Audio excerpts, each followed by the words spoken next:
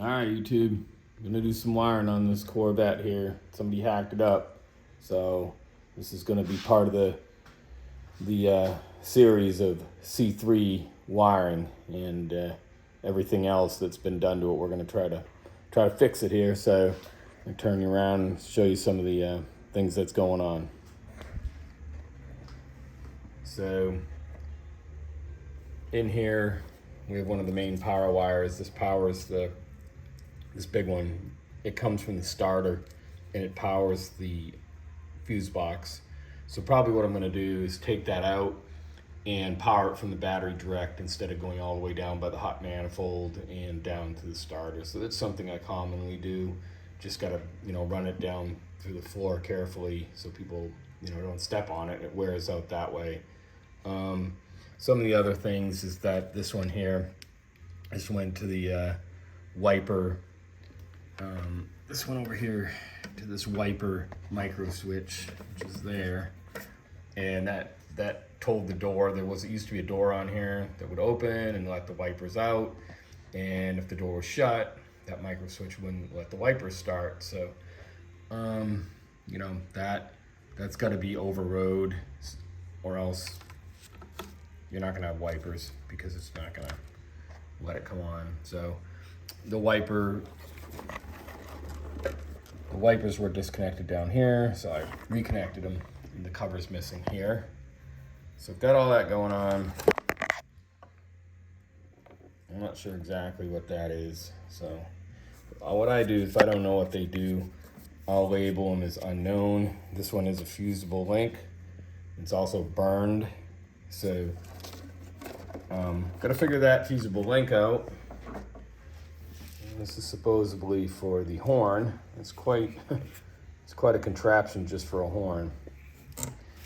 Somebody put a one wire alternator on there. It's one of the best things ever made. See that one big cable?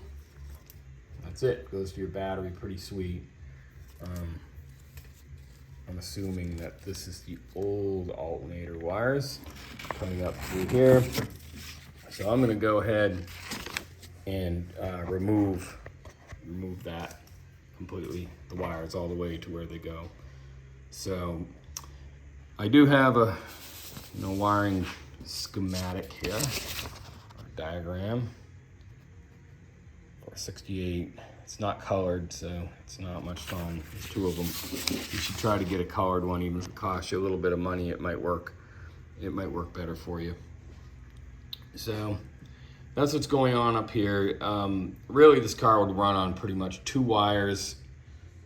The alternator wire would do it, and then the hot, which comes in under here to the HEI, that's the hot. So, and then of course you need a starter wire to start it, but once it's started, it would run on those two wires. Now, we're gonna have to figure out the gauge, how the gauges are gonna work. And this car had some manual gauges, it looked like it had a manual oil gauge, things like that. It had a manual tachometer cable, not an electric tach, believe it or not. So let's go over here. If you see this car is not painted anymore, it's because I'm stripping it, and I should have a paint stripping video somewhere.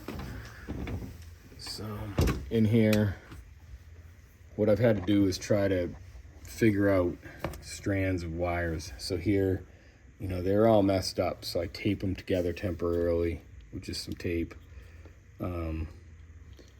This one wire here this is from the ignition, by the way.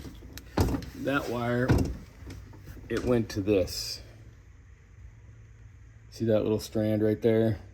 That was a wire that they had duct taped and papered up. Talk about burning your car down, huh? The hell.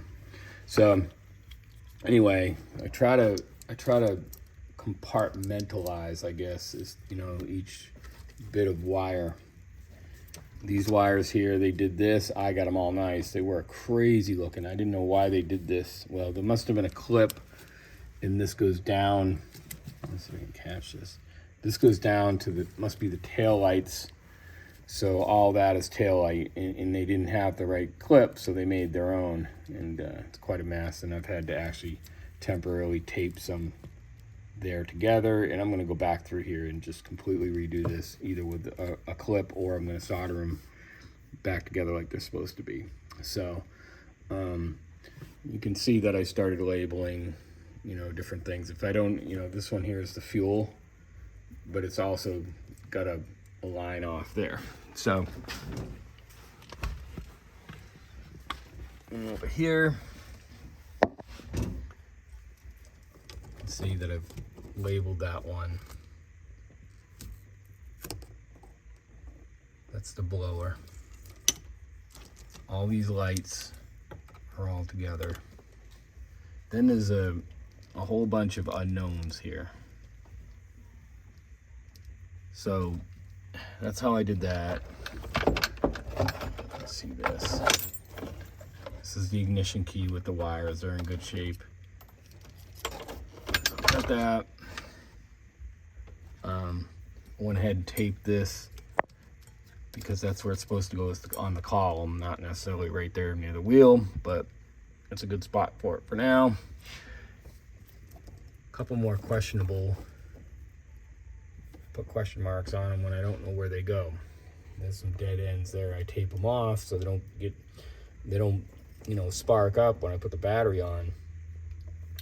So that's why I do that. And then here's some more gauge, here's some more unknowns, probably to a gauge or something.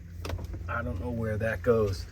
So that's kind of how I end up doing this. We've got some things in here that are interesting. Also some interesting repairs.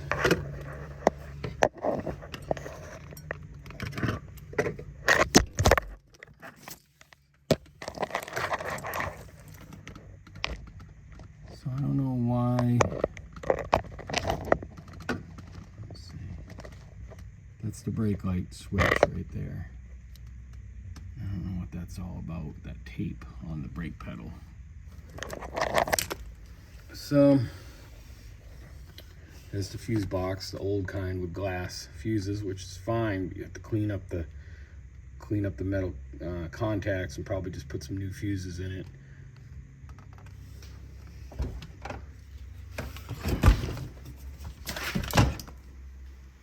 So anyway, that's what it looks like. I pulled it, all the gauges out of it, and I pulled the other side out too. You could just pull the dash out at this point. The dash is cracked anyway. And I dropped the wheel. I don't know why people don't like dropping that wheel, you know, the column. I dropped that column. It's so easy, a couple bolts, and just let it down a little bit. You could loosen up the ones up by the pedals too, to make it a little bit easier. But you know, you can sneak out the gauge cluster. You can get it through there, but it's just so hard. It's easy to drop that column right down there. So anyway, that's just a little bit of wiring and how I went about it so far. Thanks for watching, and if you find this stuff interesting, go ahead and hit the like button, and it helps me out, and subscribe. Thanks.